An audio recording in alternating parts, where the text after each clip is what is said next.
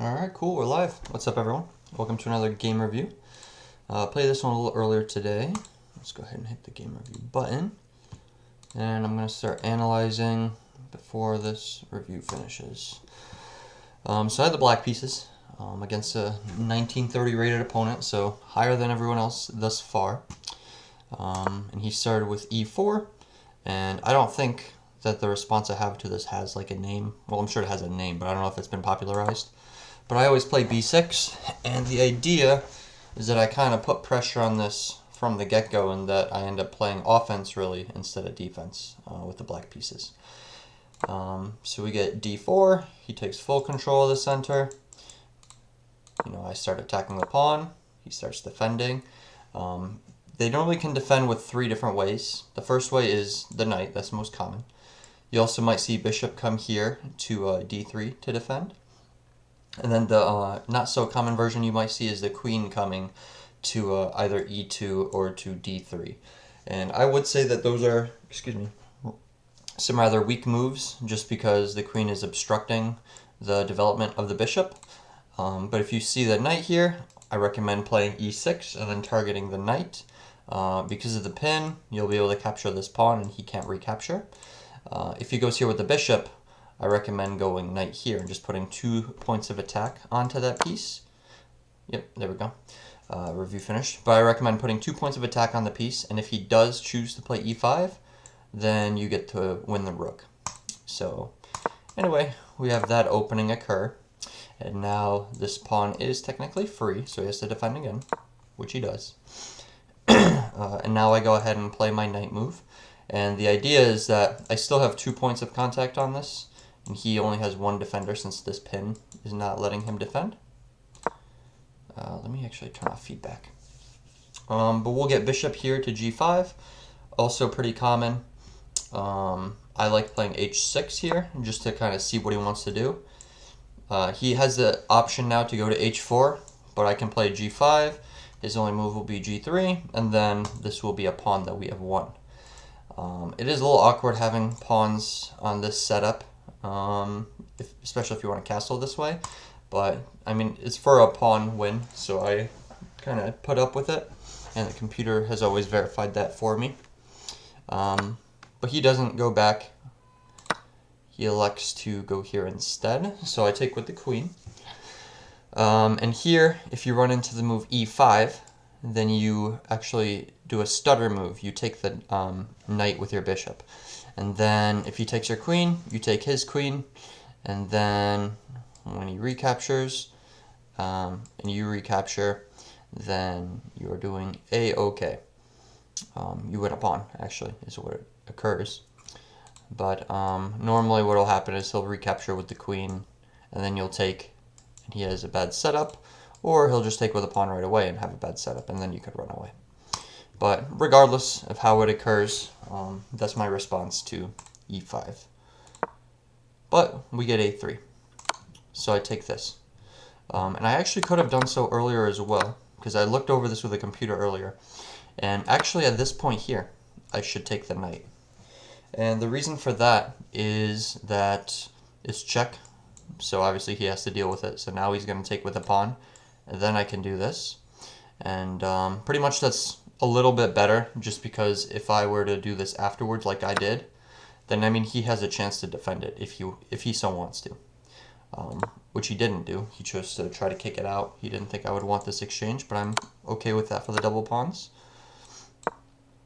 I play d6. I don't want to obstruct my bishop's path in the chance that he does play e5, so I wanted to move my knight here to d7 was the idea.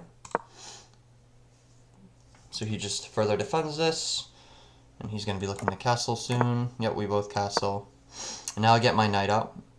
I was fighting between a few different moves here. c5 was something I was considering. I was considering e5. I was considering even a5, just because then I could break with a knight here. But I didn't really like any of those moves too much, so I went with this. I think that the computer says that e5. Yeah, so the computer says that the e5 pawn break is the best one.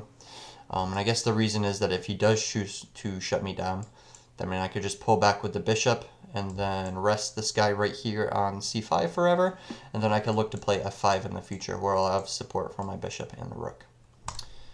But he plays h3, so a nothing move. So I now choose to break the center, and he does do the block like I said, and I chose to get my knight on a very good square. I could trade this off and then try going towards an endgame, but I kind of didn't really like that premise because I thought that his bishop was doing absolutely nothing in this position, and I thought that while mine is also doing nothing, I thought that the knight was covering a lot of good squares. So he pushes forward, even furthering, you know, how useless his bishop is. And I just go back. Reason being, 1, I want to play for f5. 2, I want to slide it over to d7 and look to see if I can make any kind of play happen here.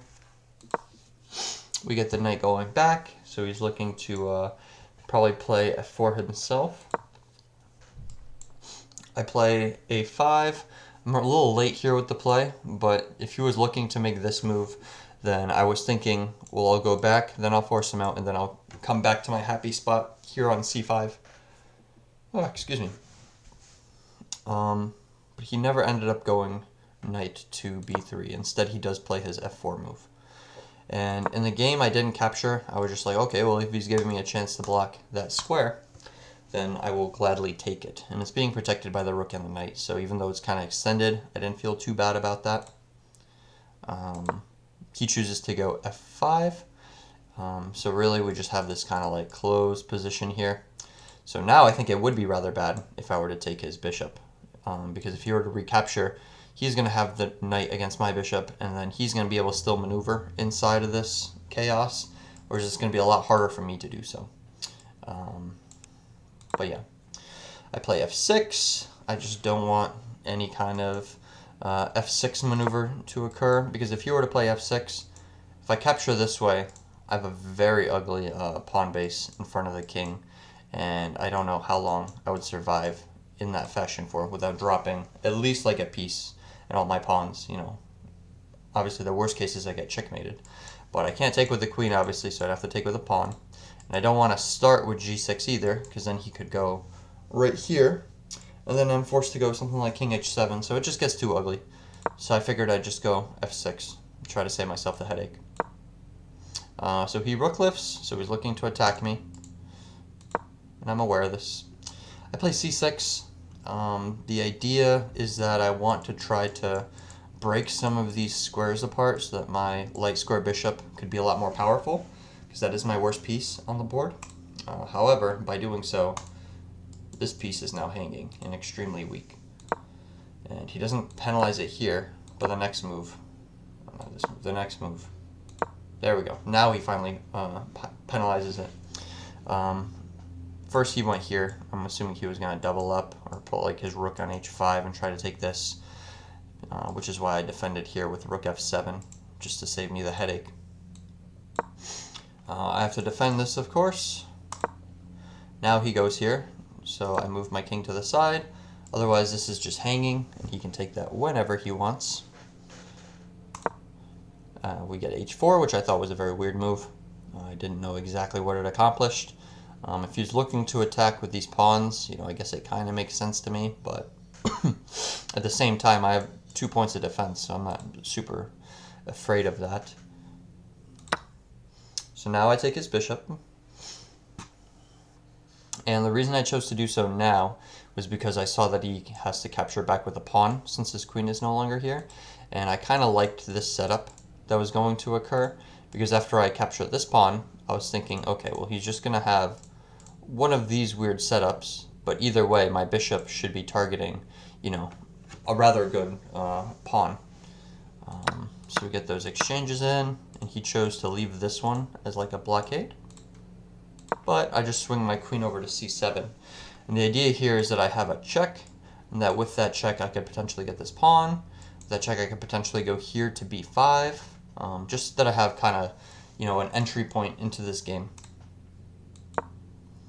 But he blocks it off, so now I push b5. You know, really just trying to tear this apart.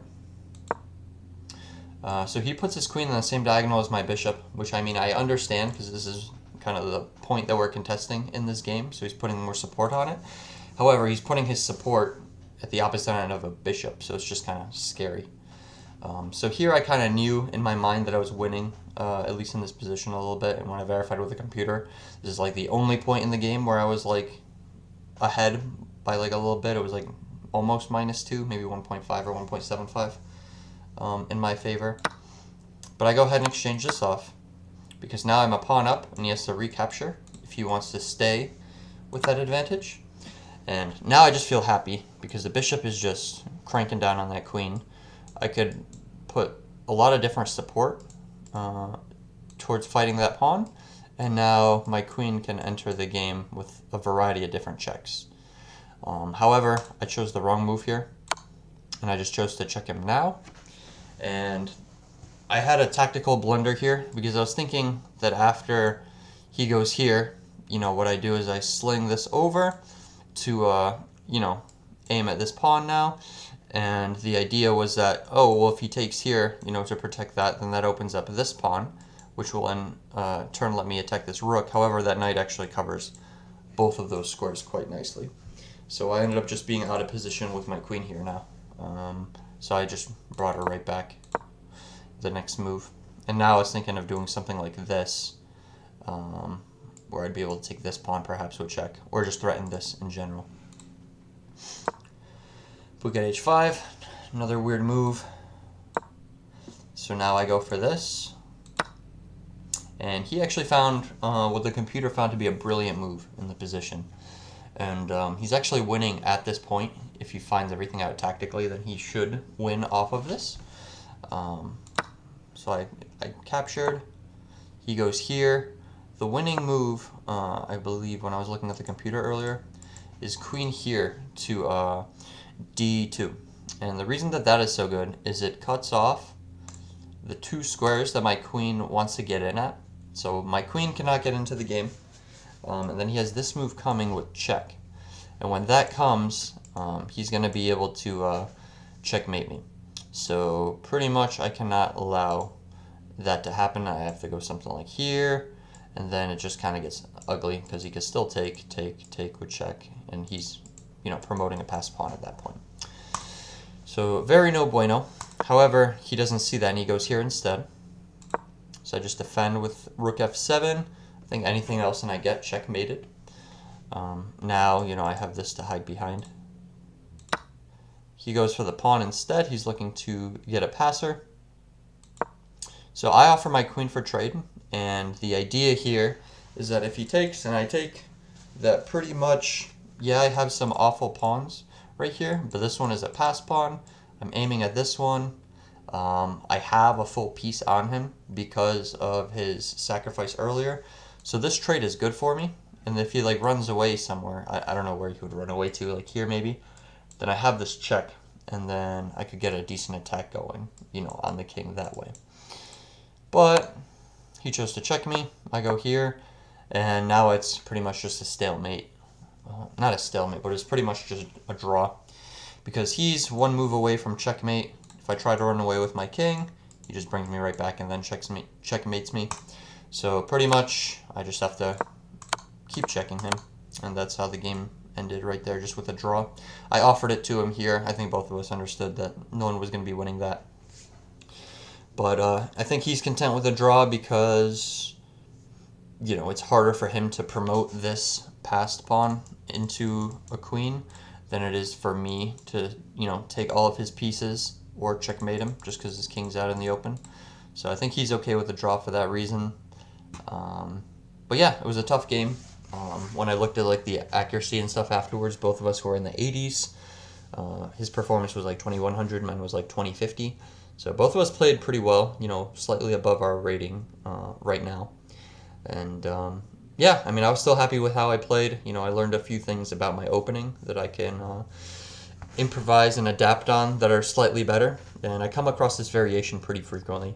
So definitely could be used in the future. But that is it for this game, and I hope you guys enjoyed, and have a good one.